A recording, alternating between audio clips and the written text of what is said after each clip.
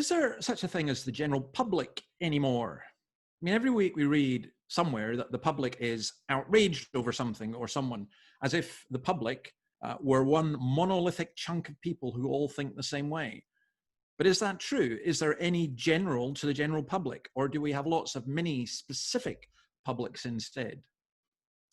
Well, that's a great question, Dave. Western societies are increasingly fractured into tribes with no real notion of the common good any longer, I think. So the general public is something that's a bit of a myth, and it often seems it's the loudest voice, and it's certainly true in activism today on social media. The activist voice can give the impression that their cause is the cause that everyone holds, and that's how activism is supposed to work. And it's especially true in left and right identity issues in our culture today too.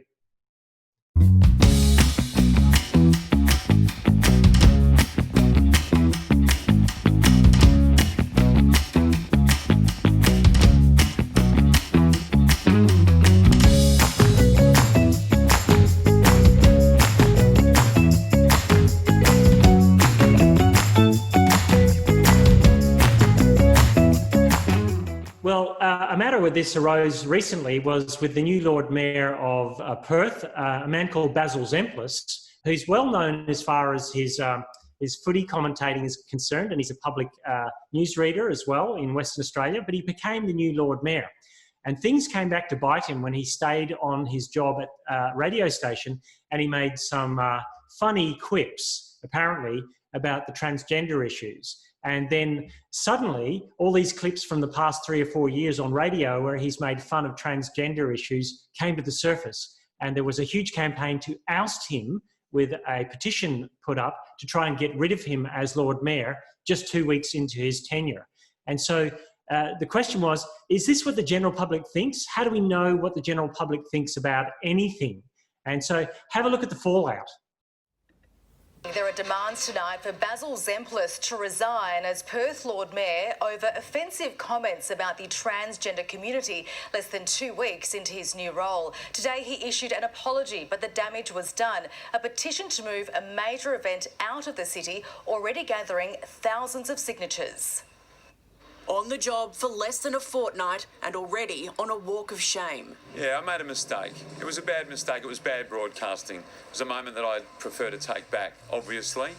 I'm not proud of those comments, and I have apologised for those comments. But the damage was already done. Protesters overnight ripping up the Lord Mayor's image after these comments during his radio program. If you've got a penis, mate, you're a bloke. If you've got a vagina, you're a woman. Not necessarily. Game over. The remarks made while discussing a model's belief that she won't know the true sex of her child until it turns 18. If you're listening to us this morning, you have a penis, but you're a woman, call us now. And for a brief moment, at 25 minutes past 5 yesterday, I forgot that I was the Lord Mayor of the City of Perth. They don't represent my values. They don't represent the City of Perth's values. 6PR also condemning the comments, but it's not the first time Basil has taken aim at the community, questioning the announcement of gender-neutral bathrooms in 2017. What are we going to do? Yeah, how many toilets are you going to build? And the same year poking fun at politicians trying to gain their vote. Well, the Premier, leave the conga line in, but he wears sequins going in. Now calls for his resignation. Repugnant and ill-advised, completely uneducated. And a petition signed by thousands demanding Perth Pride Fest be moved to the city of Vincent just 2 weeks before it begins. Transphobia in 2020 is not acceptable, and we will take our festival and our events and money to a different city. Mrs MPLS himself and the City of Perth should engage with training. The Lord Mayor says he'll host a roundtable to gain a better understanding and insists being both a media personality and city leader is possible. I just have to be better at combining those roles. That's what it shows. All right, Steve, Basil Fawlty speaking away there. I think the general public are outraged that anyone called Basil is elected to be Lord Mayor of your city, but that would be a disgraceful comment, which I won't make. Speaking of disgraceful comments, what do you think of his, and especially the historical comments?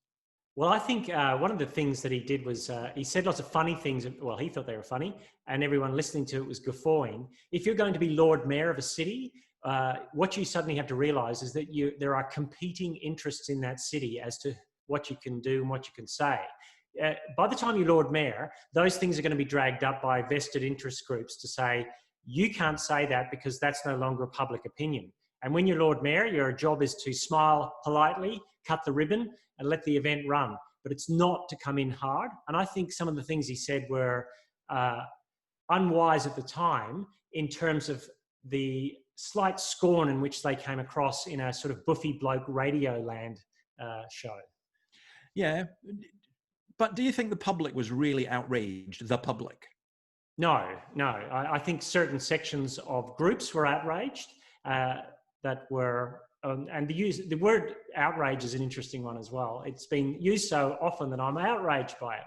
But I do think that certain vested groups can then say, let's get a petition and let's push hard. I think we've split into mini mobs in our culture where we get outraged about different things and then we justify the position we're going to take or what we're going to do by saying the general public is outraged by this. There's just no general public anymore. We don't have a common view of things. Yeah, and when you say the general public as well, I mean, outrage, of course, is often fueled by social media. But the question is, of the general public, I want to know who gets to decide who the general public is. Well, that's right. The people who get to decide who the general public is or are is generally the person who controls the megaphone of media. But as you'll notice in the fracturing nature of our culture, that social media is also quite democratic. You'll see splinter groups everywhere. So there's not as much of a commonality anymore as far as the general public's concerned. So when we say confidently, the general public thinks this, you can be guaranteed there's a whole bunch of silent people who don't think that. Yeah. So you get, I mean, it's interesting because you'll always get dictators saying, I speak on behalf of the people, you know, and the question is, who are the people? We are the people. Yeah. You know, activism, whatever its stripe, does give the impression that it speaks for everyone. Why is that not true? Well, I think because activism is, I think, based on a particular vision of human flourishing and where life should go. And most people, there isn't a common understanding of human flourishing these days. There's a very baseline understanding of that we shouldn't kill each other on a regular basis. But I'm not even sure about that. When I read Twitter, I think that activism in particular, whatever stripe it is, says if we can shout loud enough and get enough of a quick response, that will be an indication of what the general public actually thinks, or at least will sway someone to change their opinion because they're afraid of what the general public thinks. Yeah, I think, okay, I mean, he's had to apologize and he's had to go to learn his lesson and go to re-education classes and so on. Is that going to be enough? Well, it depends. It might die down, but the interesting thing about this one was the Pride Parade in Western Australia said it would move from the city of Perth and take its money to a local government area next door. And suddenly you realise that money is more of a leverage than people. Yeah. That's if Basil had said that and it had no financial issues, I'm not sure how much would happen. But in one sense, with issues of general public, there's never enough apology you can give. I think activism has made sure that if you're going to fall through the cracks because you've said something wrong, there's no safety net to catch you. I think that what you're saying, what we're talking about is actually when we say general public, we mean the mob. Yeah. And we mean whoever controls the mob. So, okay, let's say that you're about to be hung by the mob. Not that I'm encouraging this at all on the internet, but how would you have approached this situation? I think in one sense, Basil has shot himself in the foot by thinking that his sins won't be brought up before him. I think he did need to apologise for his insensitivity. I don't think you need to apologise for something you would believe, in the sense of I believe strongly that you're wrong on this issue, but I'm going to be a little bit sensitive in how I bring that across. That doesn't seem to be the culture we live in at the moment, but I do think that's the way I would have done it. Does he have to, if you're Lord Mayor, if you're in a public position at the moment, you have to walk very carefully in how you deal with things. And I think probably you don't need so much re-education in believing what someone else believes because they say you should, but you certainly need some education in how you navigate the public square. That's becoming increasingly difficult. All right. What does the Bible say about the general public? Like, share that with us before we go. Right. Yes. Look, I think the desire to unify everyone around one cause is disastrous because we're not able to come around a commonality.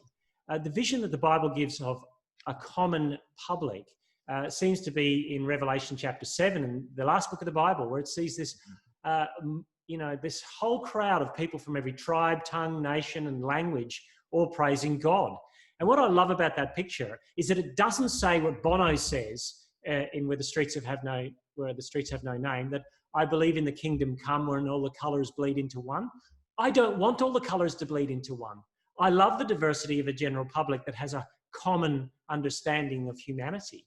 And I think that's a better way to look at it than telling everyone they have to line up with what some mythical general public thinks. Great. Well, we are rainbow people, not beige people. And we shall see, we'll see you next week, Steve, and everyone else who's joining in. Yes, a shout out to the general public. Yes. Yeah.